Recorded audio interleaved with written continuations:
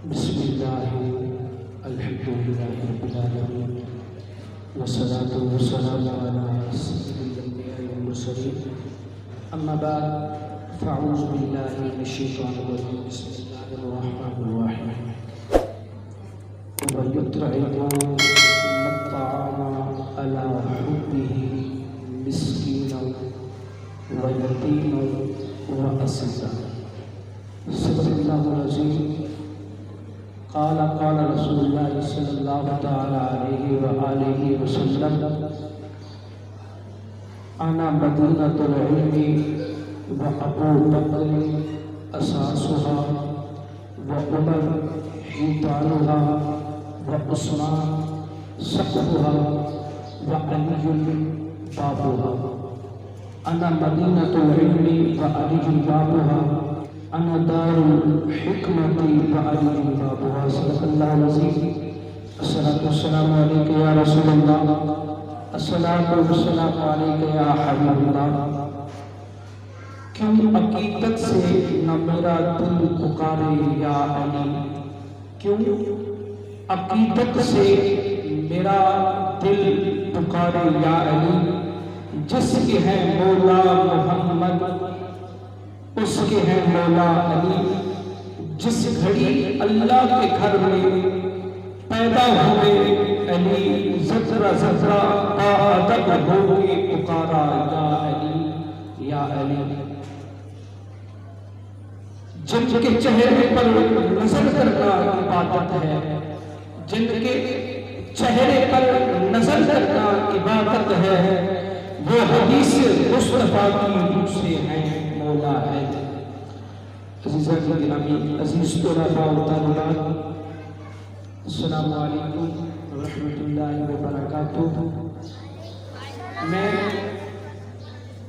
سرور صاحب کا بہت مشکور ہوں انہوں نے موقع دیا لب کو شیئر کرنے کا تو مختصر وقت کی اندر انشاءاللہ والعزیز ہم ولادت سیدنا علی المرتضیٰ قدس اللہ وجہہ الکریم کے بارے میں بیان کریں گے تو جس طریقے سے پہلے ہم جو بھی صحابہ کا دل آتا اہل بیت کا تو دل آتا تو تقریر یہاں پر منعقد ہوتی تو یہ ہماری خوش نصیبی ہے یہ ہماری خوش نصیبی ہے کہ ہمیں دنیا کے ساتھ ساتھ دین بھی ملتا ہے دنیا کے ساتھ دین بھی ملتا ہے یہ ہماری سب سے بڑی خوش نصیبی ہے تو جو آیت مبارکہ پڑھی اس کا ترجمہ ہے وَيُطْعِمُونَ الطَّعَامَ عَلَى حُبِّهِ مِسْكِينًا وَيَتِيمًا وَأَسِيرًا اللہ فرماتا ہے میں پسند کرتا ہوں کھانا کھلانے والوں کو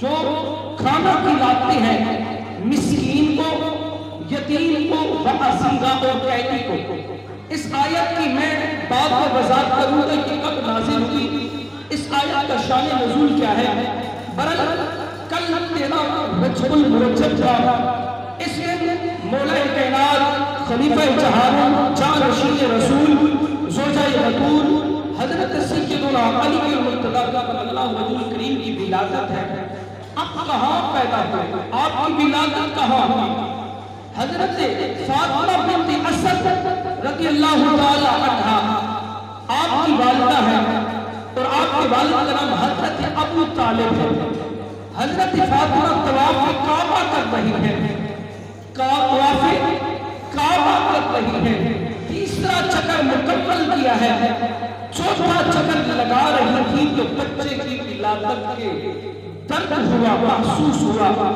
تو حضرت علی المرتضیٰ کی والدہ حضرت فاطمہ بنت اسد رضی اللہ تعالی عنہا یوں اللہ کی بارگاہ میں جو ہے چہرہ اٹھایا تو غیب سے آواز آئی اے اللہ کا بندی پریشان کیوں ہوتے ہیں بیت اللہ شریف کے اندر چلی جا اور تجھے نہیں پتا کہ تیرے بطن کے اندر یہ کون سی ہستی ہے یہ امام الاولیاء ہے یہ حضرت علی المرتضیٰ ہے یہ میرا پیارا علی ہے تو کعبہ شریف کے اندر حضرت فاطمہ بنت اسد رہی تو آپ کی ولادت بیت اللہ شریف کے اندر ہوئی تو جمعہ کا دن تھا تو حضرت علی المرتضیٰ جب پیدا ہوئے تو ابھی تک آنکھ نہیں کھولی آنکھ نہیں کھولی صلی اللہ علیہ وسلم مبارکباد دینے گئے اپنی چچی کو.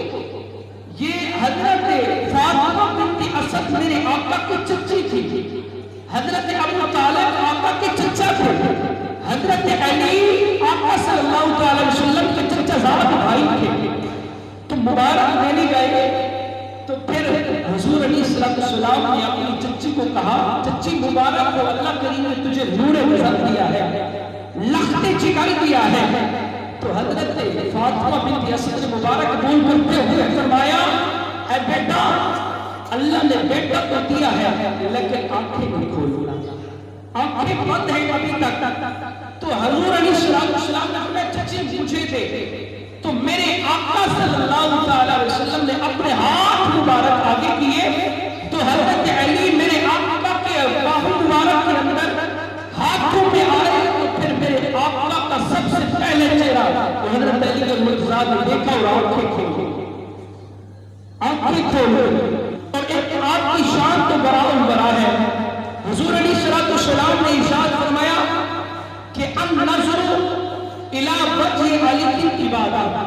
حضور علیہ السلام نے فرمایا علی کا چہرہ تکنا بھی عبادت ہے, علی کا چہرہ تکنا بھی عبادت ہے. حضرت سید ابو بکر صدیق رضی اللہ تعالیٰ عنہ آپ بار بار حضرت علی کو دیکھتے پھر نیچے منہ کر لیتے, بار دیکھتے پھر نیچے منہ کر لیتے.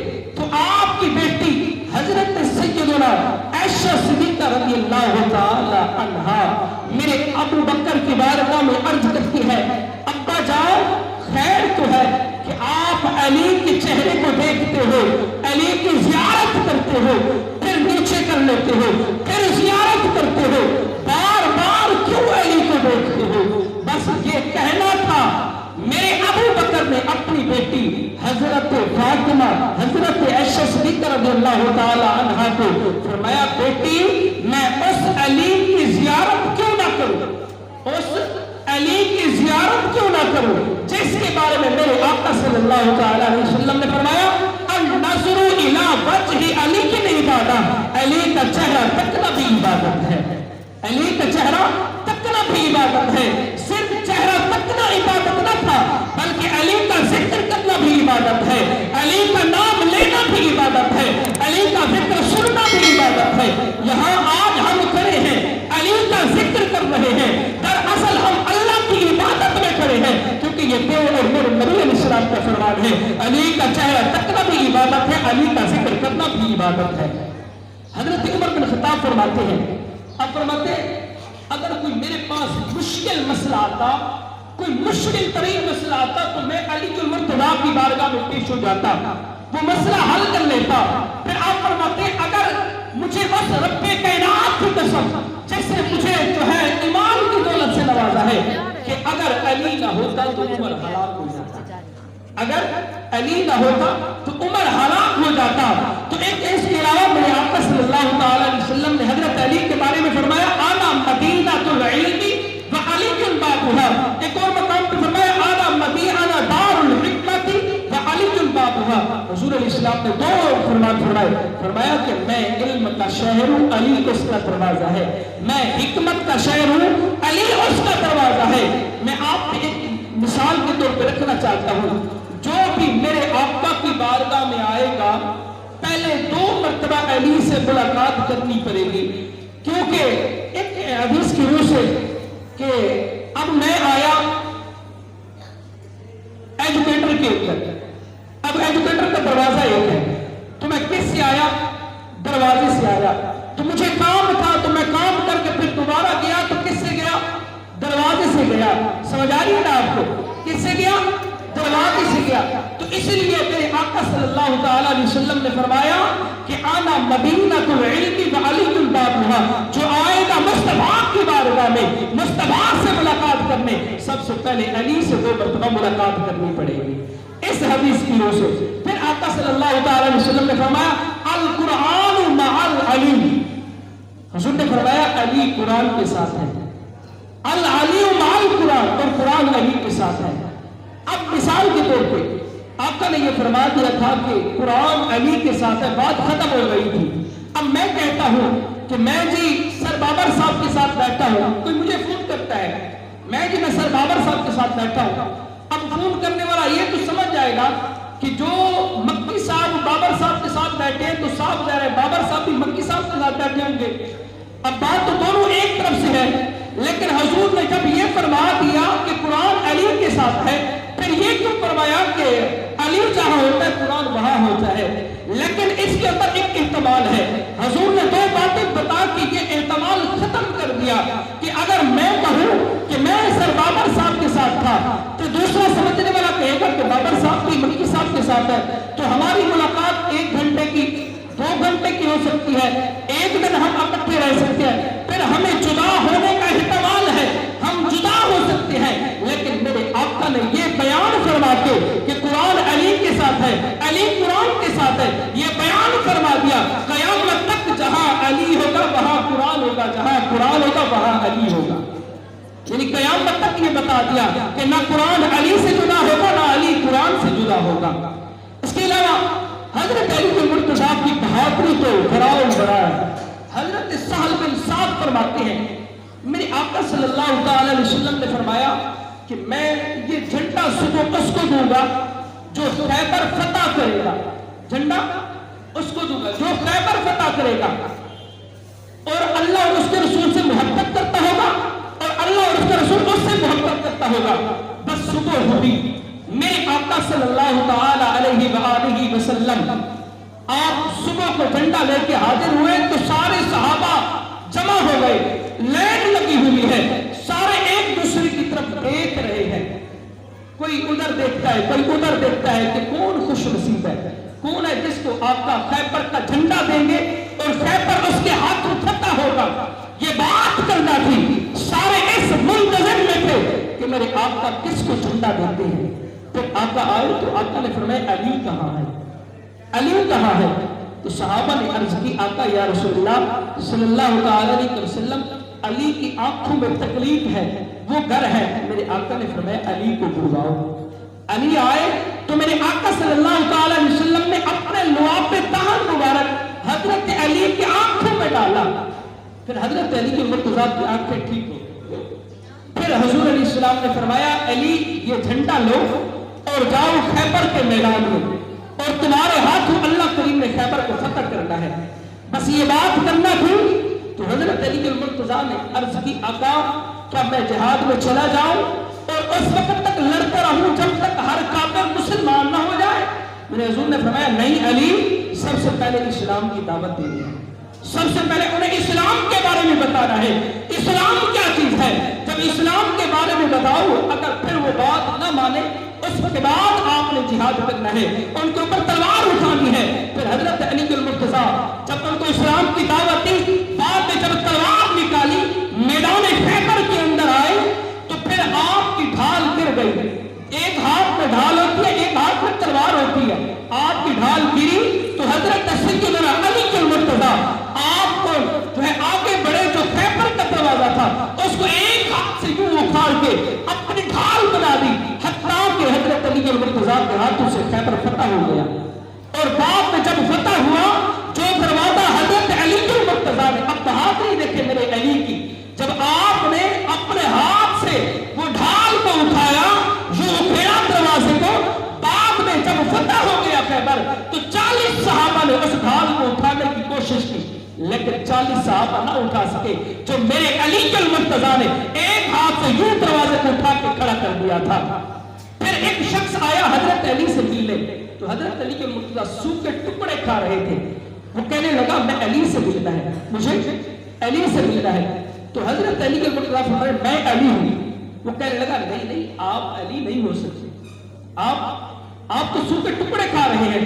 میں اس علی کی بات کر رہا ہوں جو خیبر کے میدان میں گیا تھا، ایک ہاتھ میں تلوار تھی، دوسرے ہاتھ تو یوں خیبر کا دروازہ اکھیڑ کر کھڑا کر دیا تھا. میں اس علی سے ملنا چاہتا ہوں، اس مرد حق سے ملنا چاہتا ہوں. حضرت علی فرمانے لگے وہی میں علی ہوں، بس یہ بات کرنا تھی. وہ کہنے لگا پھر یہ کیسے، آپ سوکھ کے ٹکڑے کھا رہے ہیں؟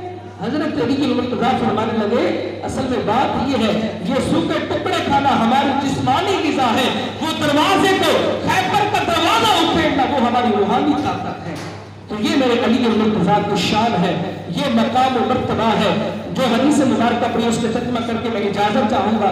हुजूर अलैहि सलाम ने फरमाया कि आना मदीनतुल इल्म, मैं इल्म का शहर हूं, व अबू बकर असासुहा, और अबू बकर उसकी बुनियाद है, व उमर हितानुहा, और उमर उसकी दीवार है, व उस्मान सक़्फ़ुहा, और उस्मान उसकी छत है, व अली बाबुहा, और अली उसका दरवाजा है।